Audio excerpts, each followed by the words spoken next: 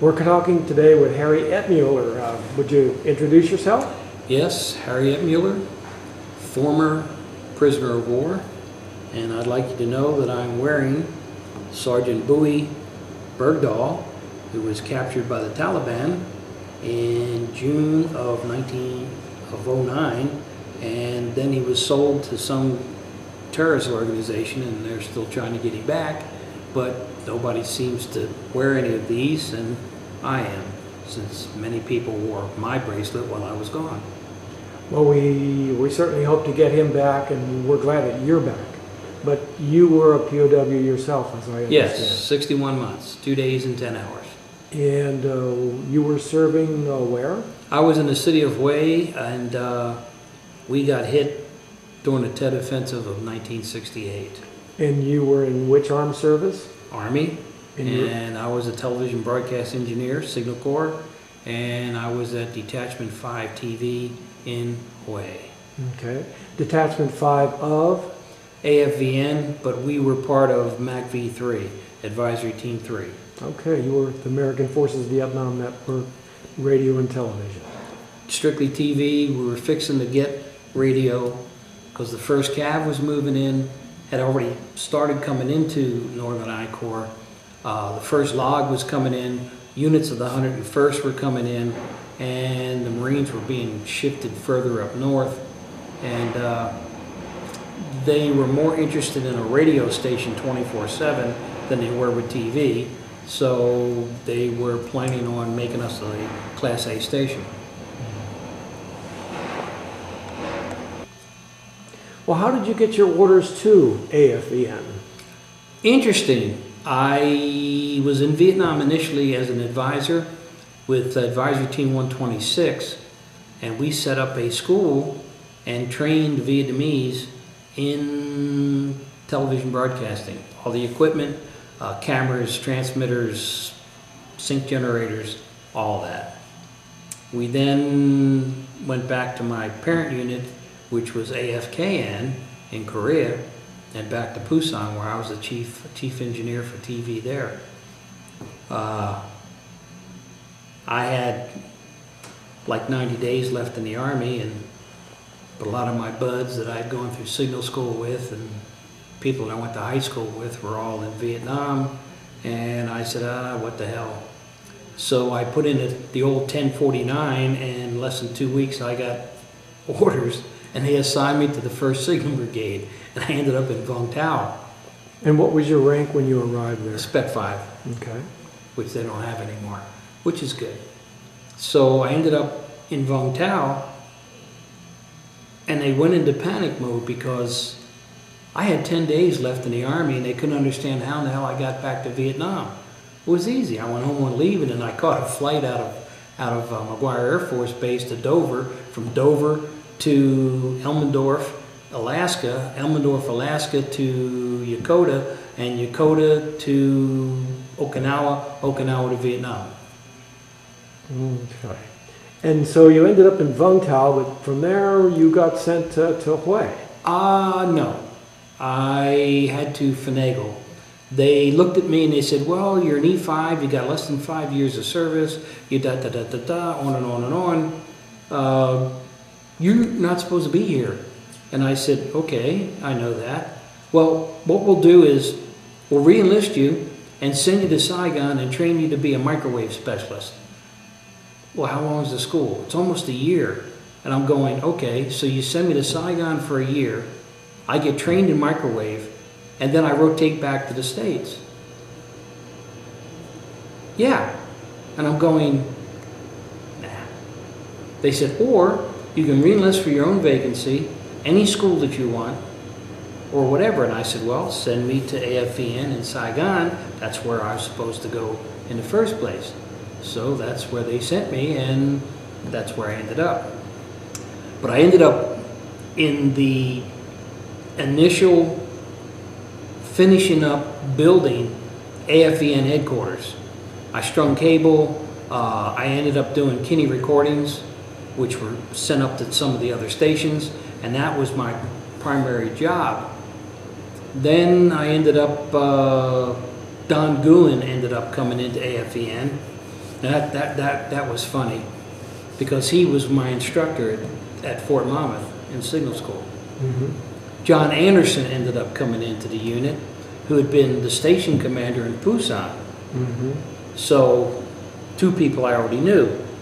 And there was a few other people that I had served with in Korea and back in the States who were also at AFVN headquarters. Now, what year was this? This was 1967, Okay. February, March, somewhere around there.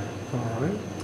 From there, they decided to put a detachment in Hue, and they tapped me on the shoulder to go up there.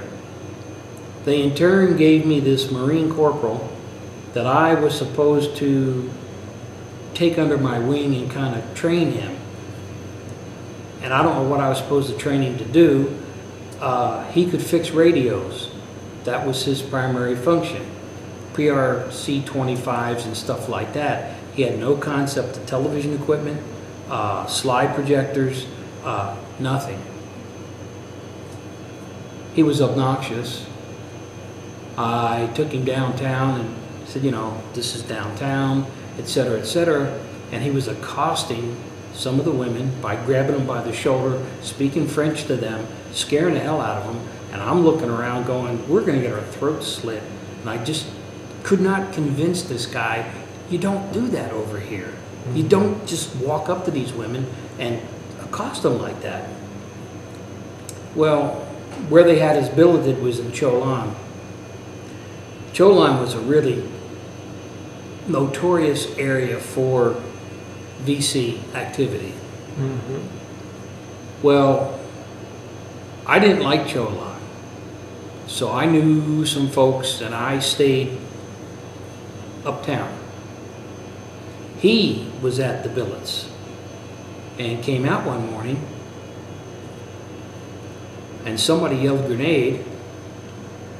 Everybody else hit the prone and he stood there and took a whole blast of 2 grenades. Didn't kill him, blinded one eye, the other eye could barely see out of, and he rotated back to the States. I'm sure. So next thing I know, Don comes up to me, Sergeant Goulin, and says, you're going away with me. And I looked at him, I was like, yeah, sure. Well, they loaded all of our gear. He got a carbine. We had a Marine gunny sergeant who was going to be the NCOIC, a Marine lieutenant, first lieutenant, John Novak. Interesting man. I would have followed him to hell and back. He was a Marine's Marine. 38 years old, Marine OCS, missed honor graduate by half a percentage point. Combat experience. So we go to Hue. You drove there? No, Flew? we flew up 351 and 350, the ones that rotated around in Vietnam, the C-130s. So we got up the way. There's really no place for us. Like I said, the Marines in Fubai didn't want us for the fact that we had a 120-foot tower, and with the light blinking on and off, it was a name mistake, and they didn't want that. MACV compound in Hue could not take us because there was no room, really, to run guy wires for the tower. So Cords, which was a covert operation for rural development, had an area. So the trailer was set up, they helped pour the concrete and all the other good stuff. And The broadcast trailer? You said the trailer was set up, the broadcast? the broadcast, yeah. Okay. And there was a building that they gave us a little room, and we had all our supplies in there, all of our electronics and whatever. And the lower ranking enlisted, myself and the others, we were issued M14s. We get the way and find out that nobody has M14s, they're all using M16s. Right. There's no ammunition. No ammo. So we had to go and get belted M60 ammunition and break them apart and then scrounge for magazines, which for some odd reason Saigon failed to realize that, you know, you got a pop gun and no way to feed it. So we scrounged magazines. Don was given a carbine. You put the magazine in, fire a round, and the magazine fell out. Stick it back in, load another round in, and the magazine fell out. Gunny DeCola, we no sooner went on the air, which was early April, We're talking about television. television. We set up generators, the whole 9 yards. We no sooner go on the air, and MACV gets mortared. The VC never fucked with MACV. Nobody mortared the city, period. It was kind of a tacit agreement. You know, you come outside the perimeter and we'll do everything we can to kill you, but they did best inside because it was historical city. We no sooner put the tower up with the red light blinking on top, and ba-boom, they started mortaring the city. To digress, we weren't put up there to entertain the troops initially. This was a State Department deal because the USIS library had been burned by people that rioted in Way. They had pulled the counselor out, deputy ambassador, whoever the hell it was. So they figured what we'll do is we'll send these guys up, and if they don't riot and burn it down, then everything's okay. So we were guinea pigs. So we get mortared. Gunny DeCola went into panic mode. The band lost it. 2 Marines were over there crying about they're going to die, they're going to die. Shut the fuck up, you know. Take cover. Poor Don.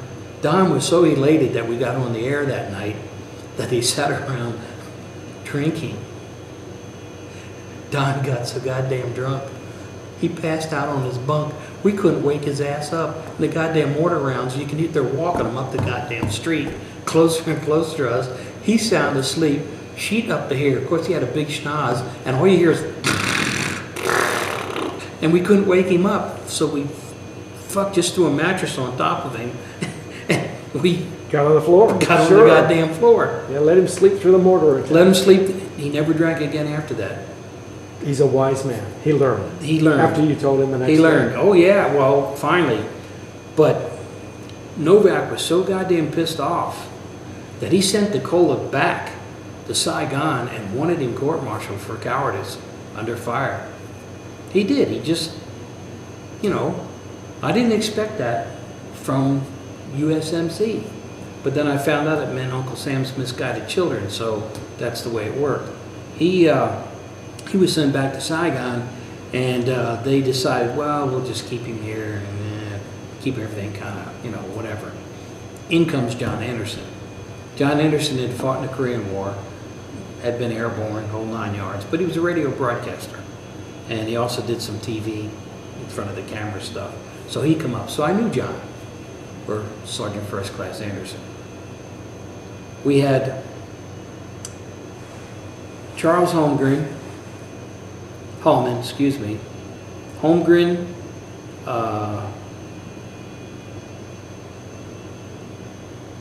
Tom Netting Jr., Billy Joe Melton, and George Tupper Swain III, Marines.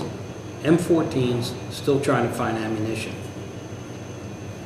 Tupper surprised the hell out of me. One day he says, you know, he said, I hope the shit I can get wounded so I can get a Purple Heart. He said, because when I leave here, I'm going to go to law school and I'm going to run for office. And I fucking looked at him like, that's what I worked with. I was the flunky. I took care of the generators, which I knew shit about, but I learned. I ran for fuel, which nobody would go with me, and it was 17 kilometers from Hue to Fubai to get fuel for these generators to run for us to operate on. So I used to pick up the PPFs, the Popular Police Forces, and give them a couple of cartons of cigarettes, they jump on the deuce and a half. I mean, they're armed to the teeth, M60s, M16s, and it was kind of like a bunch of ants riding a jelly bean down the road. We went down, loaded up with fuel, came back, gave them a couple of cartons of cigarettes, and that took care of that. But if you went by yourself, more than likely you'd end up taking a bunch of rounds because there were snipers out there all the time, or somebody to shoot at you. But I couldn't get any of the Marines to go with me because they didn't want to get shot. Well, fuck, I didn't either, you know? But since I was a low man on the totem pole, being a Spec 5, which carried no fucking authority, no rank really, because I got a couple of buck sergeants and a couple of corporals, I was a low man on the totem pole as far as the military was concerned. So I got all the shit details. Well, you outranked the corporals, but No, I didn't. no, they didn't treat you that way. Anyhow. No. I looked up Army regs. If you have somebody with hard stripes, They're an NCO. they're an NCO, and even though it's a joint service, they still outrank you because you're a fucking Spec 5. But then I was told different that, you know, joint service, E5, they're both the same, whatever. So that's the way that was. So we got set up. You got mortared. Yeah. The first day on the air, you got mortared? We got mortared. Okay. And we were mortared a few times after that. We ended up going off the air because we had this Marine, great guy, had fuel. And he said, I'll come up here and deliver fuel for you. Well, he came in with a deuce and a half tanker, or whatever the hell it was, 5 ton or whatever, loaded with fuel, and was going to fill up our 55-gallon drums. Well, he backed up, caught one of the guy wires, and our antenna went. We were broadcasting, and all of a sudden we went off the air. Boom, just like that. So Fubai decided, fuck it, we ain't gonna let you have fuel. You want fuel, you come and get it. Okay. So that's how I ended up being Mr. Gopher. Okay. We could never get anybody from Saigon to come away for any reason, except once in a really great while. I think we had 2 trips of a couple of flunkies from Saigon, came up, caught the first flight in the morning, and caught the last flight in the afternoon because it was unsafe to be in Hue. Well, why the fuck did you put us up here? And look where we're at. We had no security. How far from the compound from MacV? From MacV, we were about a half a mile. So you were just right out in the city itself? We were right in the city itself, right near the canal. Okay. Right near the canal. And the quarters that we had were really nice. We were in the former U.S. consulate's building. Then they decided to make the Vietnamese station there. Then the CBs came in, built the studio on the side, air conditioned and soundproof, the whole 9 yards. But we built the Vietnamese station. We had to hump all that heavy equipment. I showed these guys how to string cable, how to put the connectors on them, and iron out the bugs, how to use an ohm meter. And these are broadcasters. And would you believe 3 of them had been drafted into the Marine Corps. One was an actual enlistee, and the other one, I think he was an enlistee also. But the other 3 were draftees, which surprised me. They didn't have much time left in the Marine Corps, and the Marines said, fuck it, you're going to Vietnam. And they sent them to Vietnam. Now, who was the unit commander when you first arrived? He'd got there before us. That was John Novak. John Novak was. John Novak, and he passed away in 08. All right. And there was a change of commander in there. Well, this is coming. We ended up getting mortared a few more times. And Tom Young, the Marine Buck Sergeant that came in to replace, I forget who he replaced, was an obnoxious shit. And during one of the mortar attacks, started shooting down the street. at streetlights because he wanted to see how good of a shot he was and if he could shoot the lights out. The problem with that is where he was shooting was an AFVN compound that had 50 cals set up for perimeter defense.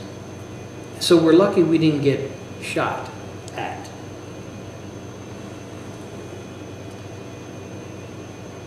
Novak chewed his ass out the next day. I mean, just ripped him a new one. And said, Ettmueller, drive me back to my billets. Yes, sir. So we had this Dodge piece of shit truck, 4-door pickup thingy, had US Navy on the side of it. So I take him back to his billets. He looks at me and he says, Ettmueller, he said, I'm proud of you. He said, you remained your cool. He said, you're a better Marine than my Marines. And I took that as a compliment. I really did. So I took him back to his billets. It's a big compliment. And that was that. But things started getting really terse towards November. Our contacts were telling us, you don't want to be here for Tet. Go on R&R. Go on vacation. Take leave. You don't want to be here. Of course not.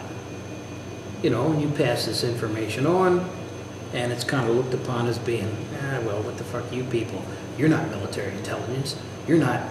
Hey, we flew Air America flights in civilian clothes, unarmed, to put fucking televisions out in the villages in northern I Corps. And no security. All over the place.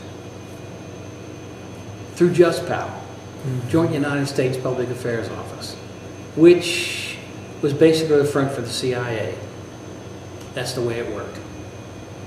So basically we're doing CIA shit way beyond my pay grade and what the hell I'm supposed to be doing.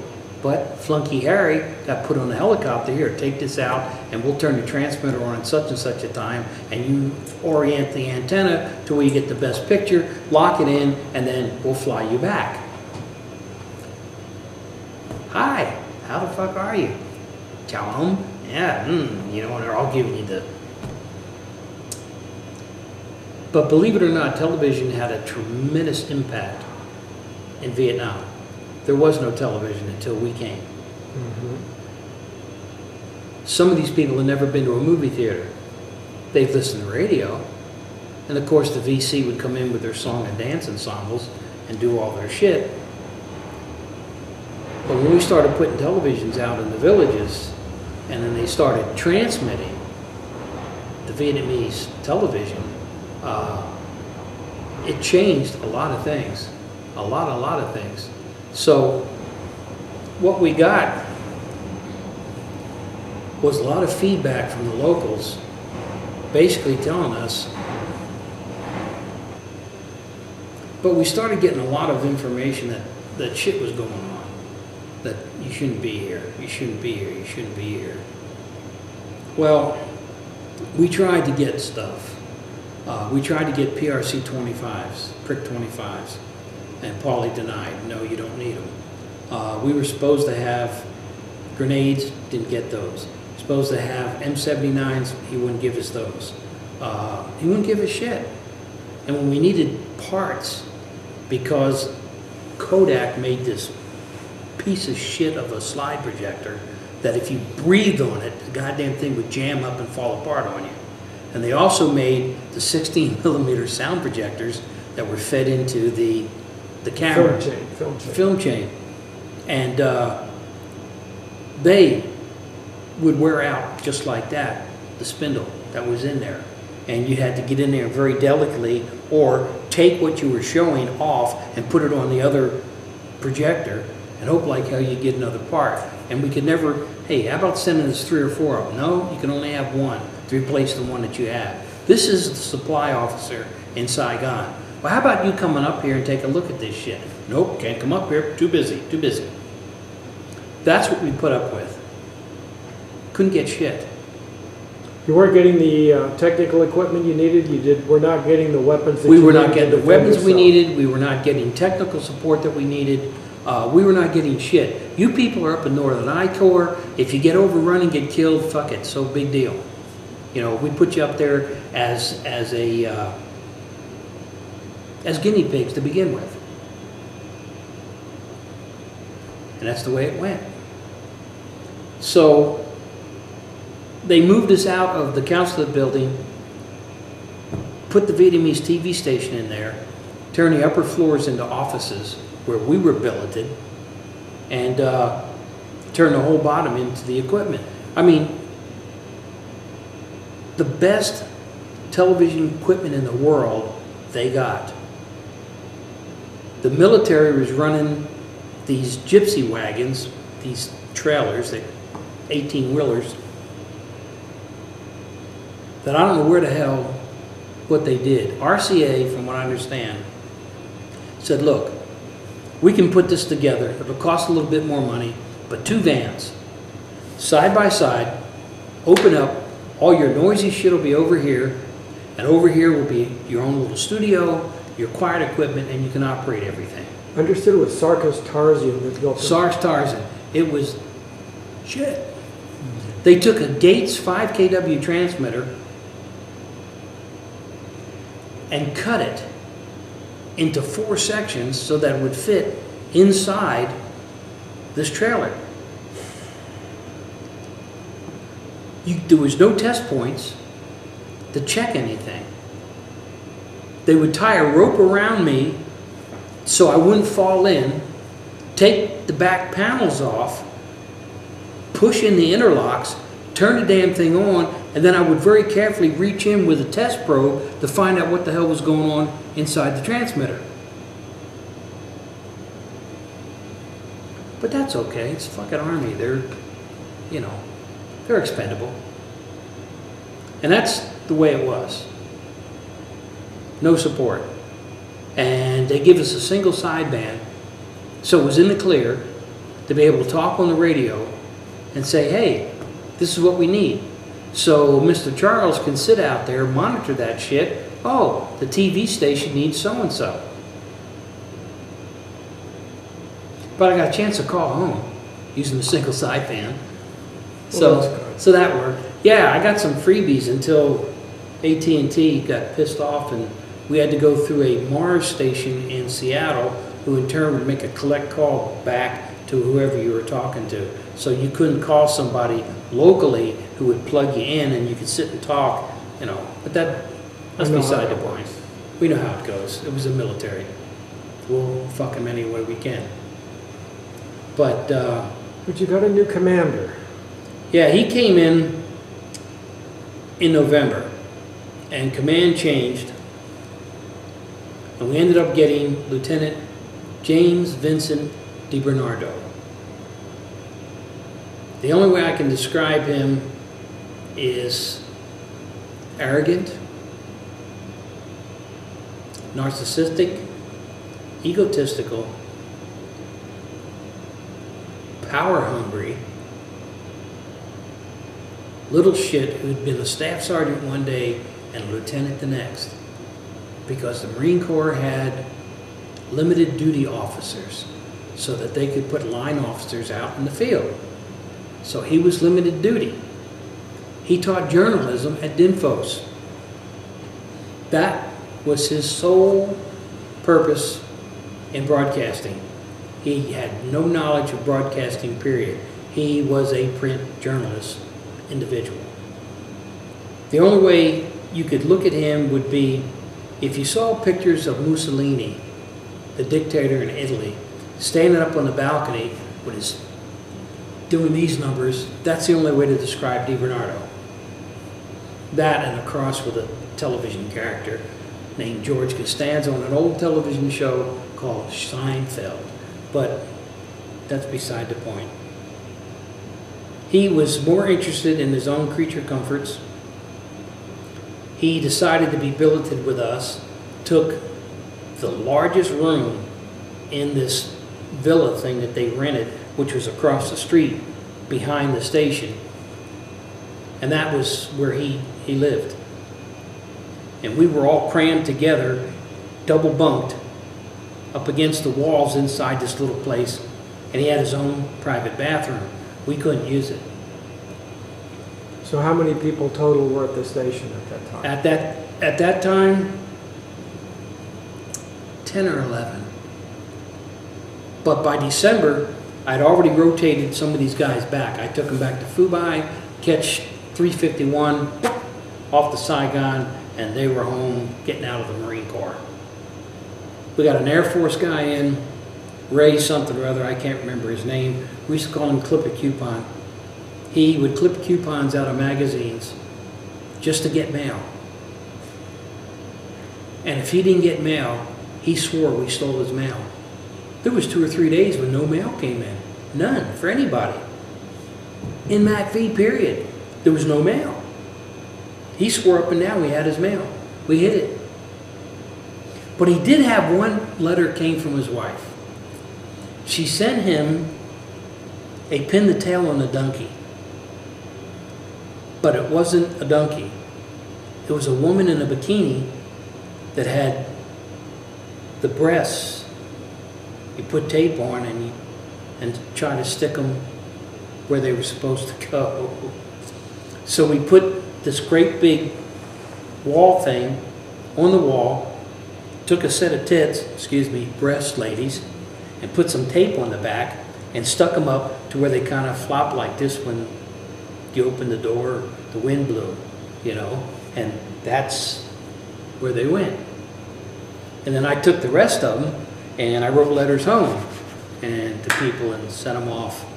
So they opened it up and they go, what the hell is this? But that was my sense of humor. He had a tendency of going over to the MACV compound and he would drink, get drunk. We'd have to go get him. And I'm talking about midnight, 1 o'clock in the morning. If you were caught out on the streets after 11 o'clock, there's a possibility you can get shot. And at midnight was full curfew for everybody. But the damn, come and get him. He'd be fucking drunk as a skunk.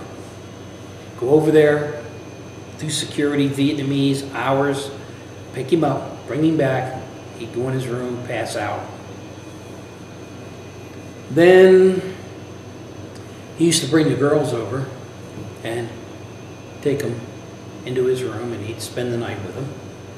And found out that under Navy Marine regulations that if an officer is billeted with enlisted people, the military police cannot come into the billets unless the officer gives them permission. Don't work that way in the Army or the Air Force, but that's the way they read. So he didn't worry about it. He'd pick these chicks up, bring them over into his room, and he'd spend the night fornicating, and then let them out early in the morning. He'd have a sick-load driver come pick them up, and then they'd take off. But that was Deber. Tried to tell him that we needed things. We would take whiskey, beer, down to Fubai, because the Marines were allowed 2 drinks a day. Either 2 Cokes, 2 shots of whiskey, or 2 beers. Only one, not all 3. So since Class 6 store was in MACV compound, and I was Army, and since basically we were AFVN, the Marines also had a ration card. So we could go over, pick up some booze, come back, go down to Fubai, and pick up stuff if we needed it. Meaning weapons? Is that what you're talking about? By Anything, fuel, whatever it was. Okay. I used to sign Lieutenant so-and-so, Captain so-and-so, take my rank off, and have the deuce nav filled up with 55-gallon drums of diesel fuel. These, I don't know who the hell they are. Yeah, I'm with so-and-so, and there's my order for fuel.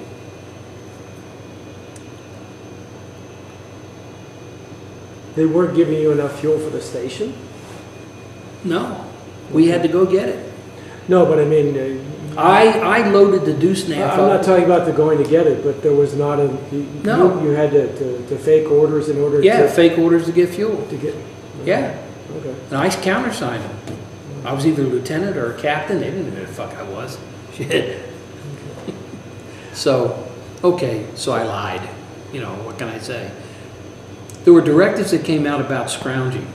I mean, came out from MACV headquarters to every unit in Vietnam. No scrounging. Well, excuse me, if you didn't scrounge and if you didn't trade and you didn't have something, you didn't get it because somebody else had something that somebody wanted and they got it. Except when it came to Warrant Officer Pauly. He didn't give it shit to anybody as far as I know, especially us. But that's beside the point. And I don't know if he's alive or dead, and if he is, fuck you, Pauly. That's the way I feel. So, DiBernardo takes 4 bottles of whiskey and goes to Fubai because Tom Young had one of the guys that went to Thailand buy a camera for him. So he got a Nikon. He was going to take some combat pictures. How in the hell is he going to take combat pictures? And trades it for a darkroom and sets it up in the film library. And I kept saying, we need radios. We got the telephone. Where in the fuck did you take basic training? What would you do if you took a city? What are you going to do? You're going to cut off communications, you know, command and control. But it didn't occur to him. So no radios. We could have used 3. One in the office, the building, one inside the station itself, and another one back at the billets. So we could have kept communications with MACV. They had all of the billet sites in Hue. They knew where they were, they had them on the map, and they could provide mortar support or artillery support out of Fubai if necessary. Which was another thing. 175s, we used to hear them roaring over the city. Geez, it scared the shit out of you. Just hoping, no short rounds, because it sounded like a freight train. I kid you not. Those goddamn things scared the piss out of you. So we're broadcasting. We're doing win the hearts and minds of the people. So I used to take our 16 millimeter projector and I used to show movies on the wall. Great big white wall. Kids used to come in because they like Batman, combat, and I would show those films. And they would come in, sit down. Oh, they love Batman. Shit, Batman was the bee's knees. And combat, they related to us against the VC, the Germans. So that We always won. Yeah, we always won. So next thing you know, we started getting some people in there that a couple of the guards came over and said, they're VC. We're scouting the building out. No, they just came into, Hue was an R&R center for the VC across the river, over where the Citadel was. Sure. So they come over, watched a couple of movies and left. Interesting is that Disney provided a lot of animated shorts in Vietnamese for things about covering your well, contamination, things about breastfeeding, all kinds of Educational things. educational stuff. Mhm. That was that. And then Novak left about the middle of November. He had a guide on made. AFTV, Hue, Channel 11. Mhm. He took it with him. He had it made, he took it with him. It was an unofficial guide on. It was his. Yes, it was his. Right. And he ended up giving it to me. When did he give it to you? Oh, probably maybe about 15 years ago. Okay. After you came back to the States. Oh yeah, after I came back to the States, he gave it to me. we were, my sons and I were going up to go see his grandmother and his aunts and the rest of the family. And we stopped off at Hilton Head, where he was at one of those Dell something or other center or homes, whatever it is. I kept thinking of Dell Valley, but whatever it is. And he had it flying, excuse me, in front of his house on a little pole. And he gave it to my oldest son. He said, "This is a historical piece of information." And my son said, "Okay," and he folded it up. But he didn't know what the hell to do with it, so he gave it to me. Good move. So every Veterans Day, I would had it on a flagpole, and I would tie that sucker up on the back of my pickup truck, and I would ride in the Veterans Day parade. American flag and Texas flag, and that and the POW flag, and the guide on was there. So things were getting terse. I mean, really tight. We couldn't get anything. We managed to get 6 grenades. 2 of them were duds. Pulled the pin, threw them, and nothing happened. So I think maybe somebody figured, well, we'll just give them this shit. Who the hell knows? I took, or asked. We're kind of jumping ahead there. It seems like we were talking about November, and Novak had just left. Yeah, okay, Novak had just left. DiBernardo took over official command. Right. And came down on my ass like a hen on a June bug. That I was not producing and not doing enough, and gave me more duties. So I asked Anderson, I said, "What in the Sergeant, why am I getting all this? What's wrong with the rest of these people in the unit? I do this, run the station at night, do the repairs during the daytime, Goon sits around smoking cigarettes and drinking coffee, and then goes to bed at night. And I'm running the station. And I'm taking care of the generators. I'm running for fuel." He said, "I'll take care of it." So I still ended up going for fuel, running the generators, running the station, making repairs, filling out the engineering reports, making any repairs, anything that needed to be repaired. So basically, why the hell was Goon there? But to regress a little bit, Don had 20 years in the Army. He wanted that extra 2.5%. So he agreed to go to Vietnam for a year, which gave him 52.5% retirement. Right. Well, Don ended up spending A few extra 6 years in Vietnam. So he got a little bit more than what he bargained for. He did. That he did. Poor Don. That he did. But Tet came. Tet came. January, took a couple of more guys back. We ended up getting, John Deering came into the unit from Saigon, Marine Corporal, broadcaster. He'd been in radio for quite a while. In came John Bagwell from the 1st Cav and Stephen Straub from the 1st Cav. They wanted radio, and we were going to get radio pretty damn quick. And that's what these 2 guys were assigned to us for. We're tight. Where the hell are we going to put them? Stack up another 3-tier bunk? So they were there. They had M16s and plenty of ammunition. But that's back when they were having problems with that buffer and the thing jamming and using the wrong powder. And they finally figured that out.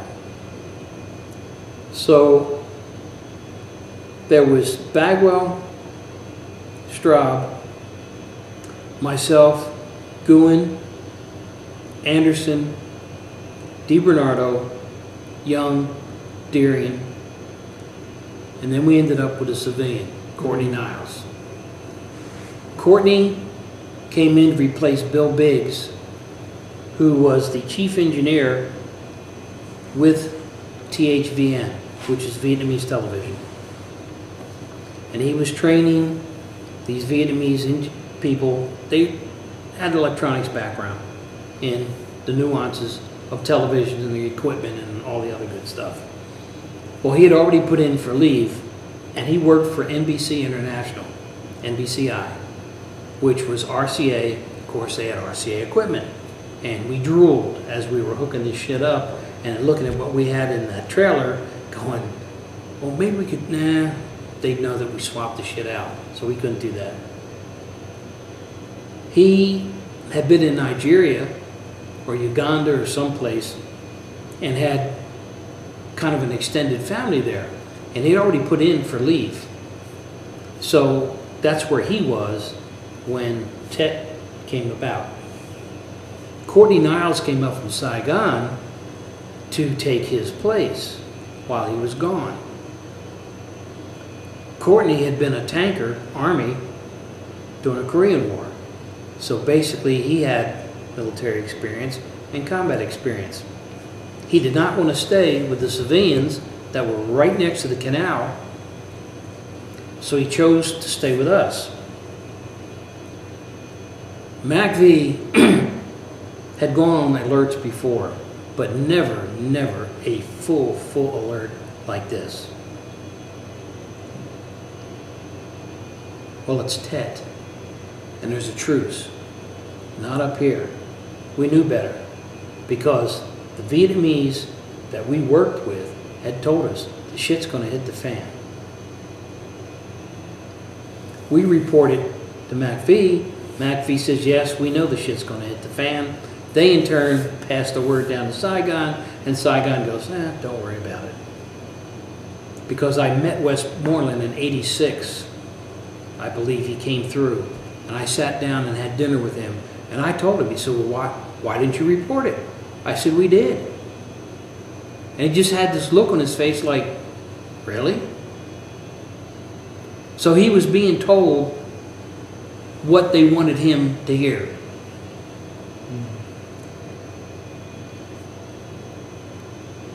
So they started mortaring.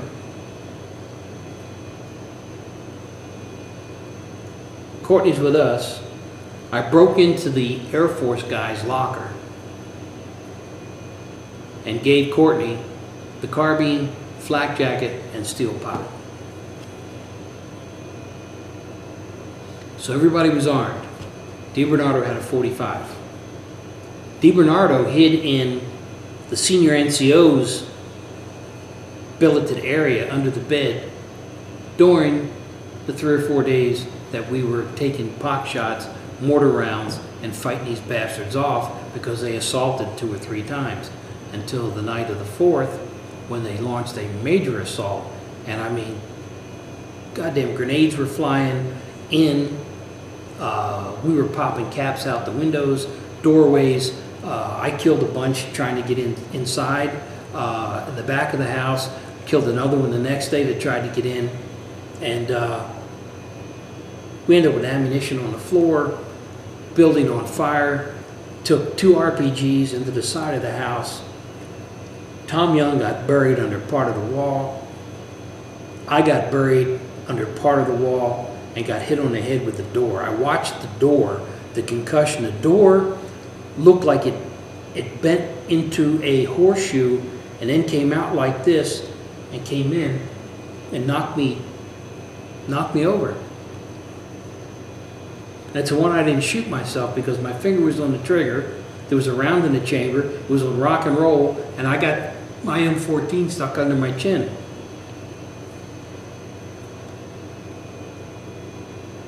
That's when DiBernardo came out from hiding. And I'm serious. The man was a coward. That's all I can say. He showed no leadership. None. It was all me. and you'll do what I say. He turns, comes out into the little like area we're at. We're shooting out the windows, trying to keep him from getting inside the building. Already shot one guy. He blew up because he had a satchel charge, and the only thing out there was a torso and a head. The arms, legs, and all of his innards were all over the place. The truck was shot, I don't know how many times, and the horn went off. And that was the strongest battery I've ever seen in a vehicle in my life, because that horn was beep, and it just continued on and on and on until it kind of went beep, beep, beep, beep, and then it died, and we're going, yes, God, it just, you know.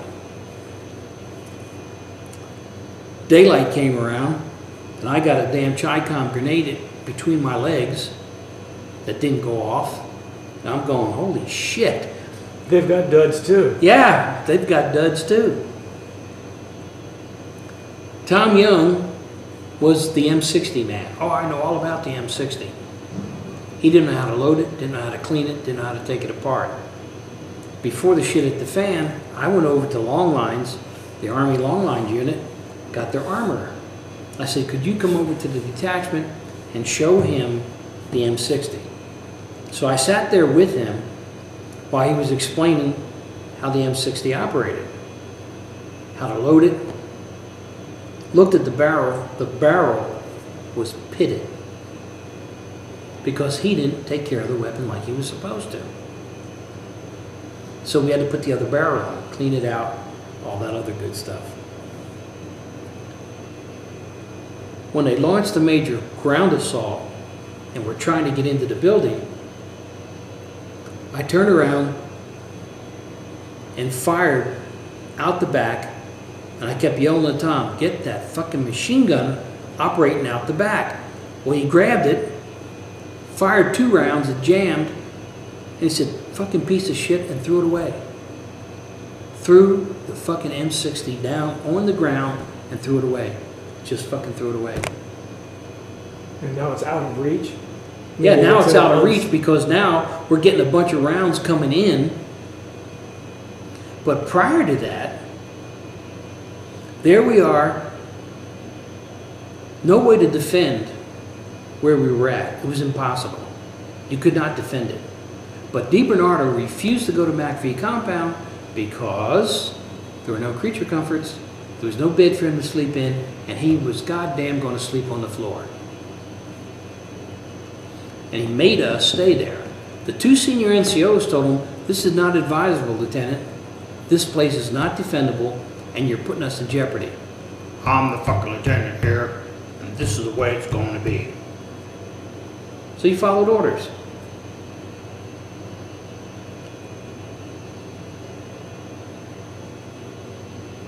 It was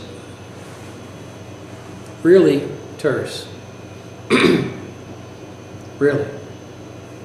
I'm sure. So he turns around and assigns everybody a position outside the building. This little villa that we're in. It wasn't big. DiBernardo did. He's come out from under the bed. Now he's going to Before. This is before all the shit hit the fan. Oh, I see. All right. We were getting sniper rounds and a few mortar rounds. But he had us outside. He was going to coordinate with the telephone with MACV compound. Phone's dead. Well, no shit, DiBernardo. The fucking phone is dead. I wonder what happened. They cut all the goddamn lines. We need a prick 25. We don't have one. So we're outside. He's trying to coordinate with MACV and he can't get him on the phone. And there's no other way of getting him other than with the single sideband that was in the station, and then you'd have to go and crank the generators up, and then definitely they would know. We didn't realize that there were 6,000 NVA in the city of Way. I found all this out by watching the military channel and the history channel and interviewing North Vietnamese and South Vietnamese. You heard this after you got back? Oh, long after I got back. And talked about what had happened and who did what to whom and all this other good stuff. So you guys were taking sniper rounds from time to time before Tet offensive? No. During Tet. We took a few mortar rounds and we were taking sniper rounds. Okay. And every now and then there'd be a blast of shots come in and we'd fire back out the windows and then things would be quiet. And then as soon as it got dark, they would run and try to throw grenades in the windows. And you'd hear their political officer out there yelling and screaming. And some of these guys did not want to run up to the building because you'd hear, come, you know, get your ass going. And you'd hear them. And then you knew a grenade was coming. Right. So that was that. So DeBronner comes out from under the bed, since we're now all forced to the inside, because you couldn't stay outside. So which day is it that he comes out from This under the was bed? this was the morning of the 5th of February, Okay. because Tet started the 31st, or the 30th, 31st, and that's when the Tet offensive started, was then. He hid under the bed in one of the other rooms, came out with a 45 like this, and he starts pushing this counter thing up against the door window, and he's out there looking. Well, what are we going to do now? Excuse me, what are we going to do now? Was his comment. 2 days prior, a helicopter flew over. They didn't know we were there. They fired on us. DeBernardo gave us an order. If they come back, shoot them down. That's Lieutenant DeBernardo. Shoot down an American helicopter. The fuck, you out of your mind? One jet flew in, fired their cannon into the end of the hospital. That was the rice paddy and then the big hospital that was there. Digress a little bit more. One night, they had, and they were green tracers, they were firing 50 caliber, I guess over into McVie compound, because there were red tracers coming back. There were red tracers from there going up into there.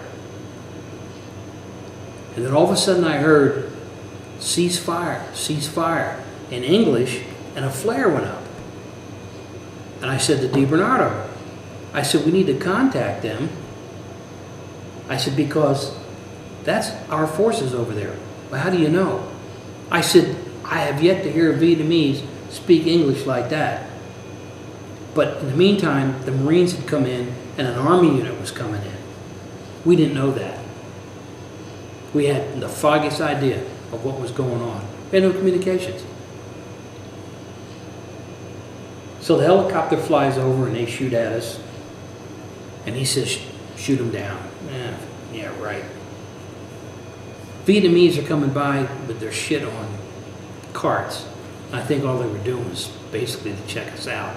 They went down the street and turned around and came back up the street and are going, I'm saying, don't stay here. Shit, go.